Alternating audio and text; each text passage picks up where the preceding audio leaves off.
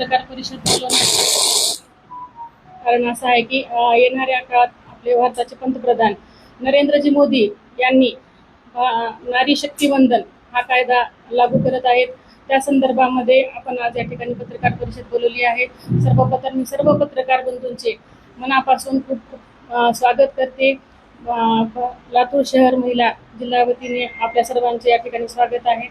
या ठिकाणी या पत्रकार परिषदेसाठी उपस्थित असलेल्या आपल्या महाराष्ट्राच्या उपाध्यक्षा अर्चनाताई पाटील चाकूरकर, प्रेरणा प्रवक्त्या महाराष्ट्राच्या प्रेरणाताई होनराव, माझ्या सहकारी व सरचिटणीस रागिनीताई यादव, मीनाताई गायकवाड, माझ्या महिला मोर्चाच्या सरचिटणीस जयश्रीताई मोतीपळे, उपाध्यक्षा जयश्रीताई पाटील व सर्व महिला आणि बंधूंनो, मी या ठिकाणी प्रेरणांना विनंती अशी करते की त्यांनी थोडक्यात नारी शक्ती वंदन या कायद्याचे आपल्याला या ठिकाणी सांगावे, कायद्याबद्दलची माहिती सांगावी।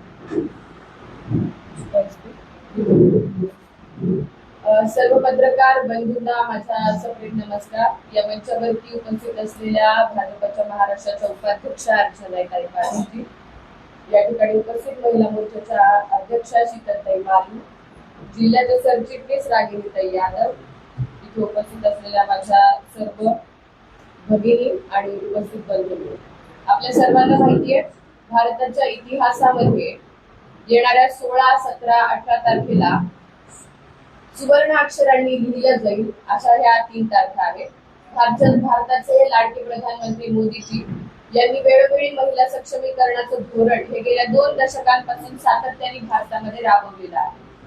या धोरणाचाच एक मोठा निर्णय म्हणून नारी शक्ती वंदन बिल जे आहे ते येणाऱ्या 16 तारखेला संसदेमध्ये मांडलं जाणार आहे। या अनुषंगाने या प्रेस कॉन्फरन्सचं आयोजन करण्यात आलेलं आहे।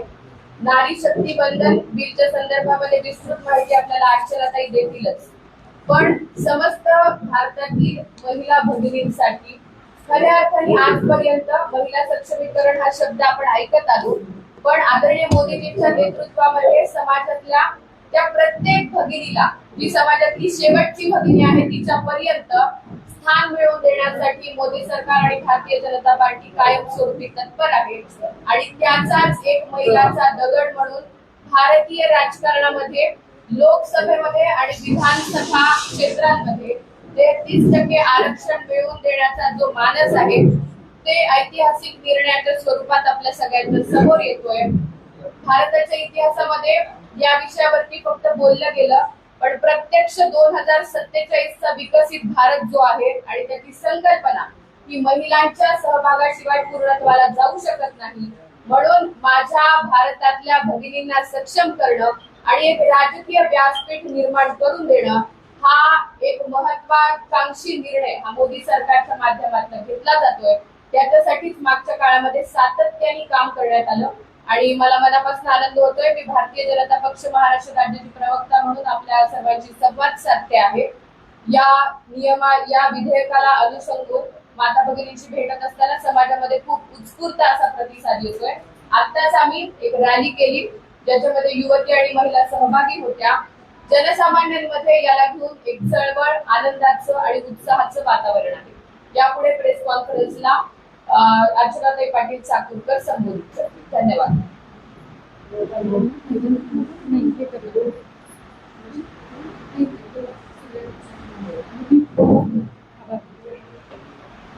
नमस्कार। आज आमच्या महिलांची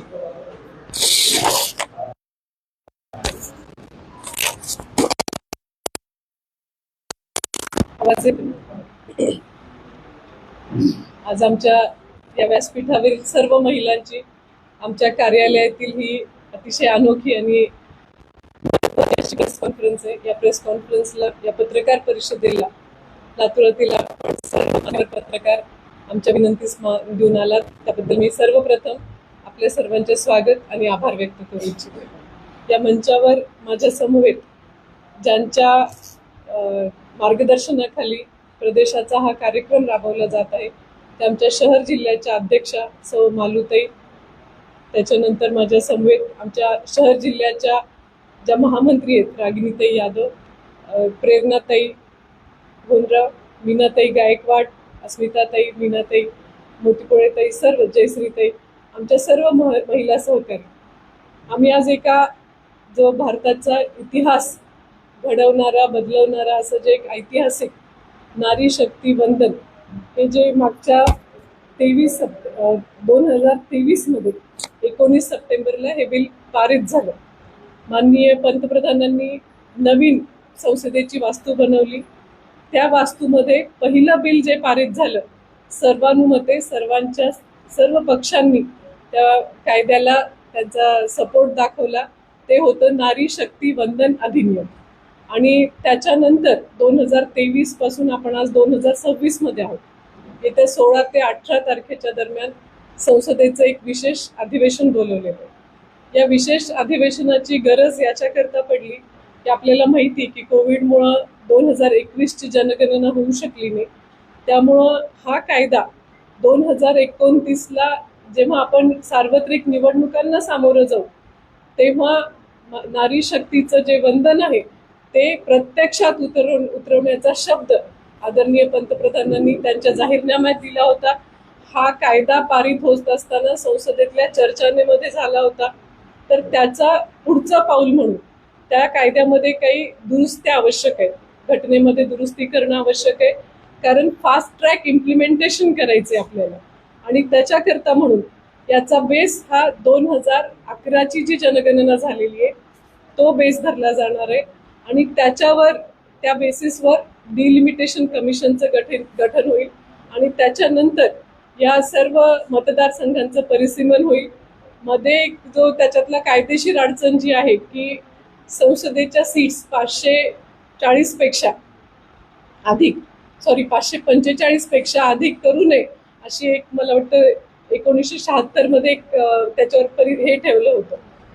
तर त्यालाही आधी घटनेत दुरुस्ती करून तोही कायदा बदलून घ्यावा लागेल. ती पहिली दुरुस्ती आहे. दुसरं डिलिमिटेशन कमिशनची नेमणूक करण्याची दुसरी दुरुस्ती करावी लागेल. तर अशा आणि ह्याचं इम्प्लिमेंटेशन 2029च्या आधी हे होईल संसदेसाठी म्हणजे लोकसभेच्या निवडणुकींसाठी, सर्व विधानसभांच्या निवडणुकीसाठी आणि दिल्लीच्या विधानसभेच्या निवडणुकीसाठी. तर ह्याच्यामध्ये दिल्लीसाठीचा वेगळी घटना दुरुस्ती करावी लागेल. तर हा सगळा प्रपंच करण्यासाठी 16 ते 18 दरम्यान एक विशेष असं संसदेचं अधिवेशन आहे.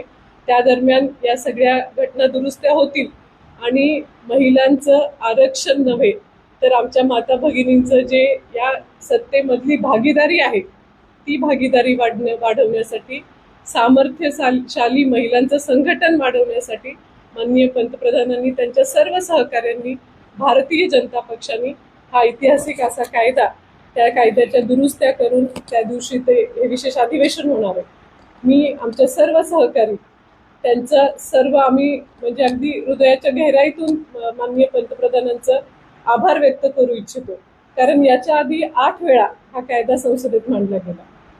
आता अनेक जणांचं आपण बघतोय की ते सगळेजण सांगतायत की हे इलेक्शन डोळ्यासमोर ठेवून चाललंय म्हणून. तर सांगण्याचा भावार्थ हा आहे की जर इतकं सोपं होतं तर याच्या आधीच्या सरकारांनी का तो कायदा पारित केला नाही. माननीय पंतप्रधानांनी त्याच्यासाठी लागणारी सर्व तयारी पूर्ण केली.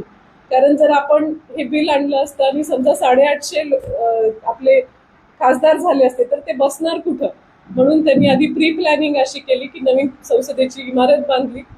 त्या इमारतीमध्ये पहिला कायदा जो झाला तो नारी शक्ती वंदनचा झाला. तो कायदा पारित होत असताना आपल्या देशाच्या पंतप्रधान ह्याही महिला असाव्यात याचीही काळजी घेतली गेली. यावेळी राष्ट्रपती या आपल्या महिला असाव्यात. राष्ट्रपती मुर्मू झाल्या. त्याच्यानंतर महत्वाचं झालं की दिल्लीच्या मुख्यमंत्री त्या सुद्धा त्यांनी महिला केल्या. तर म्हणजे हे काही एका रात्रीत उगीच उठून बंगालचं इलेक्शन आहे म्हणून करायला लागलेत असं घडलेलं नाहीये. हे सर्व अतिशय प्री प्लॅननी जुन्या प्लॅन म्हणजे जो भारतीय जनता पक्षाची जी एक मोठी थिंक टँक आहे त्यांनी बसून बॅक ट्रॅक केलेला प्लॅनिंग केलेला हा मसुदा आहे. तर त्याच्यामुळं हा जेव्हा येत आहे तेव्हा अजून एक चांगला कार्यक्रम राबवला जात आहे भारतीय जनता पक्षाच्या मार्फत की समाजातल्या ज्या महत्वाच्या पदावर असलेल्या व्यक्ती असतील किंवा ज्या समाजामध्ये काम करणाऱ्या अनेक वेगवेगळ्या राजकीय पक्षांच्या महिला असतील त्यांनाही जाऊन आम्ही भेट देतोय, त्यांच्याकडूनही मोदी साहेबांच्या आभाराचे व्हिडिओज आम्ही करतोय. तर तुम्हाला वाटेल ह्याचं कारण काय? याचं कारण असं आहे की महिला आरक्षण झाल्यावर काही ते आरक्षित जागी फक्त भाजपाची उमेदवार नसणार आहे, त्या जागी सर्व पक्षाच्या सर्व वेगवेगळ्या प्रतिनिधित्व करणाऱ्या महिला असणार आहेत. तर त्यांनाही हा सन्मान आहे, त्यांचाही हा सन्मान आहे, त्यांनाही हे वंदन आहे. हा निरोप त्यांच्यापर्यंत जावा म्हणून त्यांनाही याच्यामध्ये समाविष्ट करून घेतलेलं आहे. आतापर्यंत माननीय पंतप्रधानांनी 2014 पासून जेव्हा त्यांनी सूत्र घेतली, त्याच्यानंतर जर आपण थोडासा बारीकीने अभ्यास केला तर त्यांचा अनेक कायदे, महत्वाचे जे कायदे, ते सर्व महिलांच्या भोवती फिरतात. पहिला सगळ्यात असेल तर महिलांच्यासाठी उज्ज्वला गॅस, म्हणजे ती गॅस चूल फुंकणारी ही महिला होती. डोळे खराब आमच्या पुरुष बांधवांचे होत नव्हते म्हणून पंतप्रधानांनी सुरुवात केली उज्ज्वला गॅस योजनेपासून.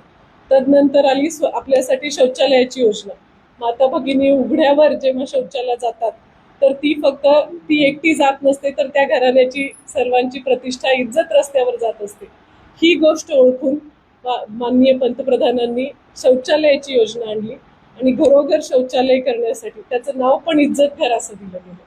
तर हे करत असताना प्रत्येक ठिकाणी ती माता भगिनी ही सेंटरमध्ये होती. त्याच्यानंतर तिसरा ह्या दोन गोष्टी ज्या होत्या, त्याच्यानंतर आपल्याकडे माननीय पंतप्रधानांनी सूचना करूनच लाडकी बहीण जी योजना आली, मध्य प्रदेशमध्ये आली, त्याच्यानंतर आपल्याकडे महाराष्ट्रामध्ये आली. त्याच्यामुळं माता भगिनींचं आपल्या आयुष्यामध्ये जे बदल घडून येतात ते आपण सर्वजण त्याच्यासाठी साक्षीदार आहात. या नारी शक्ती वंदन बिल येणारे याची कल्पना प्रत्येकाला होती. 2023 मध्ये हे पारित झालं होतं म्हणून माननीय मुख्यमंत्र्यांनी आज जर आपण पाहिलं तर होम सेक्रेटरी असतील, DGP असतील किंवा मुंबईच्या कमिशनर असतील, पॉवर सेक्रेटरी असतील, अशा प्रत्येक महत्वाच्या जागी त्या माता भगिनींना आपल्या इथे त्यांनी एक स्थान दिलेलं आहे. ते नुसतं शब्द नारी शक्ती वंदन दिलेले नाहीये, तर खऱ्यानीच नारी शक्तीला वंदन केलेलं आहे. या प्रत्येक योजनेचा सेंटर हा त्या बहिणीला ठेवलेला आहे. जे घरकुल योजना आहे, ती घरकुल योजना देत असताना पण त्याच्यामध्येही तिचं नाव लागलं चाललंय. जी रजिस्ट्रेशन होतं त्याच्या रजिस्ट्रेशनच्या स्टॅम्प ड्युटीमध्ये महिलांना कमी पैसे लागतात. तर अशी प्रत्येक योजना जेव्हा जेव्हा कार्यान्वित होते तर त्या प्रत्येक योजनेला सेंटर ही माता भगिनी. तर असं जे एक ऐतिहासिक हा जो निर्णय होतोय, त्या ऐतिहासिक निर्णयाप्रती आम्ही सगळेजण तर अतिशय आनंदात आहोत. पण आपण पत्रकार बंधूंनी त्या विधेयकाचं जे आता कायद्यात रूपांतर झालेलं आहे, कायदा दुरुस्ती होऊन ते जेव्हा कार्यान्वित होईल तर त्याच्यासाठी आपल्या सर्वांचं सहकार्य अपेक्षित आहे. आणि हा विचार हा समाजातल्या तळागाळातल्या प्रत्येक महिलेपर्यंत पोचावा ही आपल्या सर्वांना विनंती आहे. आपले या बिलासंदर्भातले प्रश्न आम्हाला त्याच्यावरती उत्तर द्यायला आवडेल. अवांतर राजकीय कुठलेही प्रश्न विचारू नयेत अशी नम्र विनंती. सोनिया गांधींनी काल टीका करताना असं म्हटलंय की खऱ्या अर्थानं या सरकारला डिलिमिटेशन आणायचं आणि महिला आरक्षणाच्या नदीतून डिलिमिटेशनचं पीठ मोदींनी मारलेलं आहे. त्याच्यावर आपलं काय म्हणणं आहे? ते तसं म्हणू शकतात, कारण 2007 मधलं म्हणजे 2001 ला जनगणना झाली, त्याच्यानंतर डिलिमिटेशन कमिशन जे नेमलं गेलं 2002 ला, आणि त्यांना अपेक्षित होतं की त्यांनी 2004 ला त्याचा रिपोर्ट द्यायला पाहिजे होता. पण 2007 ला सुप्रीम कोर्टने सांगितलं की डिलिमिटेशन तुम्ही अजून काय त्याला अस्तित्वात आणलं नाही. सुप्रीम कोर्टाच्या फटकाऱ्यानंतर त्यावेळेच्या सरकारने डिलिमिटेशन हे अस्तित्वात आलं. त्यानंतर 2009 लोकसभा निवडणूक झाली, त्यामुळे कदाचित त्यांचा तसा विचार असेल की त्याच्या अडून केला. धन्यवाद. परंतु एक खंत अशी व्यक्त करायची की बीजेपीला ओबीसी महिलांचं काय वावलं आहे का? ओबीसी महिलांना आरक्षणामध्ये काहीच स्थान नाहीये. अनुसूचित जाती जमातीच्या महिलांना कोटा दिलेला आहे, तो आम्हालाही मान्य आहे. ओबीसी महिलांचं का वावलं आहे? मला काय वाटतं की फक्त ओबीसी महिलांचाच का पुळका यायला लागले, मग ओबीसी पुरुषांचा पण यायला पाहिजे ना. आपल्या संविधानानुसार नाही असं होऊ शकत, असं नाही होऊ शकत. संविधानानुसारच होणार आहे आरक्षण, आपल्या फॅन्सीनी नाही होऊ शकत. संविधानाने काय सांगितले की जनरल पुरुष, जनरल महिला, SC अनुसूचित जाती, अनुसूचित जमाती, म्हणजे स्वातंत्र्यापासूनचं जे आरक्षण आहे त्या 2च ढोबळ मानाने आहे. मग त्याच्यात हा मुद्दा मला अजूनही आठवतं की मागच्या काळामध्ये जेव्हा हे बिल टेबल झालं होतं त्यावेळी ह्याच मुद्द्यावर ते आता सगळेजण या असतील म्हणजे जिवंत नाहीयेत, त्या माननीय नेत्यांबद्दल बोलणं योग्य नाहीये, पण फक्त ह्या बिलाला विरोध करायचा म्हणून हा ओबीसी महिलांचा मुद्दा त्याच्यामध्ये घुसवला आणि आमच्या महिलांच्यावर सांगा ना सर, आपण सांगा. महिला आरक्षणामध्ये ओबीसी महिला त्याच्यामध्ये नारी शक्ती नाहीये का? 100% आहे ना. महत्वाचा नाहीये का? मग आतापर्यंतचे ओबीसी पुरुष कसे निवडून आले ते मला सांगा, आपण ते एक्सप्लेन करा, मग मी याचं उत्तर देते. नाही का नाही जाऊ देऊ शकत नाही, कारण मतदान नाही असं होऊ शकत नाही. असं का नाहीये? पुरुष वेगळे आहेत का? पुरुष काही परग्रहाहून आलेत का? आमच्यातलेच आहेत. तुम्हाला पण एकच मत आहे, आम्हाला पण एकच मत आहे. नाही, हा मुद्दा पण नाही, आरक्षण विषयच नाहीये. जे आहे संविधानाने महामानव बाबासाहेब आंबेडकरांनी आपल्याला जे संविधान दिलंय त्याच्यामध्ये जनरल ओपन पुरुष होतं आणि अनुसूचित जाती जमाती होतं. त्याच्यानंतर मग असं होतं तर जेव्हा याच्या आधी 7 वेळा बिल टेबल झालं होतं त्याच्यामध्ये ते प्रावधान का नव्हतं? त्याच्यामध्ये फक्त बीजेपीला वावडाय वगैरे हे राजकीय कलर असतो, तो चालत राहतो.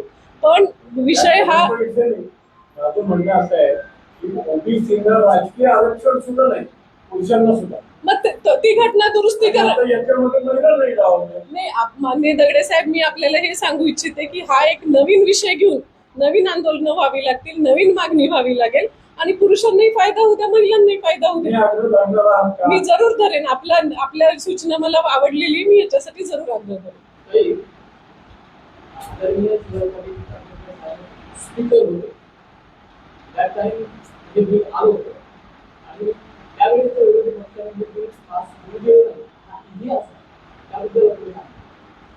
नाही, आता मी चाकूरकर साहेबांची सून आहे, हा एक चांगला संयोग आहे, पण फक्त एकाच वेळी पास होऊ दिला नाही असं नाही झालेलं. त्याच्या आधी 7 वेळा असं घडलेले. 2008 मध्ये तर राज्यसभेत पास झाले होते, नंतर लोकसभेत पास होऊ शकलं नाही. तेव्हा तर काही भाजपचं सरकार नव्हतं ना. ह्या बिलाला विरोध अनेकांचा ह्याच्याकरता होता की ज्या काही 543 सीट्स आहेत त्याच्यामध्ये 1/3 जर आपण आरक्षण दिलं तर आमच्या सीट्स जातील ही भीती होती. म्हणून हा फॉर्म्युला जो आहे की सीट्स वाढवणं आणि तदनंतर त्याच्यामध्ये आरक्षण देणं, म्हणजे पुरुष बांधवांच्या, मला आठवतं अजूनही 2008च्या आधी जेव्हा हा विषय चालू होता तर माननीय चाकूरकर साहेबांना सोनिया गांधींनी ती जबाबदारी दिली होती सर्व विरोधी पक्षाच्या आणि सर्व महिला नेत्यांना भेटण्याची, बोलण्याची. तर तेव्हा प्रत्येकाला साहेब हे समजून सांगत होते की आपण सीट्स वाढवूया आणि त्याच्यानंतर महिला आरक्षण देऊया. तर त्याच्यामुळं हा मुद्दा कुठलाही त्याच्यामध्ये भाजपा काहीही नवीन करत नाहीये. जे जुनं होतं फक्त त्याला मूर्त स्वरूपात हवं तसं चांगलं त्याला व्यवस्थित प्लॅन करून, म्हणजे पुरुष बांधवांच्या सीट्स कमी होऊ देत नाहीयेत. इन्सिक्युरिटी पुरुषांची काय होती की हे बिल आलं की आपल्या सीट्स जाणार, त्या इन्सिक्युरिटीतून हे पास होत नव्हतं. फॉर्म्युला निघाला. तर मला सांगा की आपण स्वतंत्र झालो तेव्हा 34 कोटी होतो, 1951ला पहिलं इलेक्शन झालं तेव्हा आपण 36 कोटी होतो आणि आज आपण 150 कोटीच्या वर पोहोचलोय. अजूनही संख्या ती तशीच आहे ना. पहिल्या 2-3 डिलिमिटेशन कमिशनमध्ये साधारण 10-20 सीट्स वाढत होत्या लोकसभेच्या आणि विधानसभेच्या, म्हणजे शेवटचं जे डिलिमिटेशन कमिशन बसलं त्यावेळी संसदेच्या 20 सीट वाढल्या आणि देशभरातल्या ज्या MLAs होत्या त्याच्या 2000 सीट्स वाढल्या होत्या. पण तदनंतर ते वाढवू नका असं एक घटना दुरुस्ती झालेली आहे. आपण इतिहास बघत नाही आहोत की त्यावेळी ते सत्तेत असणारी माणसं विरोधी पक्षाचा अजेंडा का चालवतील मला सांगा. त्यावेळी जे सत्तेत होते त्यांना जो अजेंडा योग्य वाटला त्यांनी चालवला. आज भाजपा सत्तेत आले त्यांनी त्यांना योग्य वाटणारा, त्यांच्या मनमानीचा अजेंडा नाही, त्यांना योग्य वाटणारा तो अजेंडा करतात. बरं, तो सर्वांच्या फायद्याचा आहे ना, नुकसानीचा थोडाच आहे.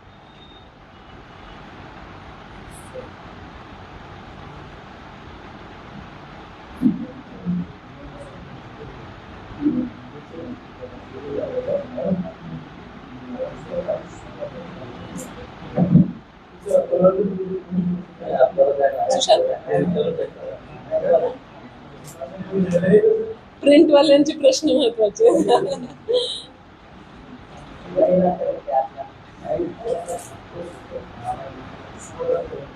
समाधान झालेला आहे सर्वांचं. की हा जो अपप्रचार चालू आहे ना तो सगळ्यात महत्वाचा आहे की त्याच्यावर आम्हालाही असं वाटायला लागलं की एवढा महत्वाचा कायदा येतोय आणि त्याच्यावर अपप्रचार होऊन लोकांच्या मनात त्याचा काहीतरी निगेटिव्ह होऊ नये एवढीच विनंती आहे.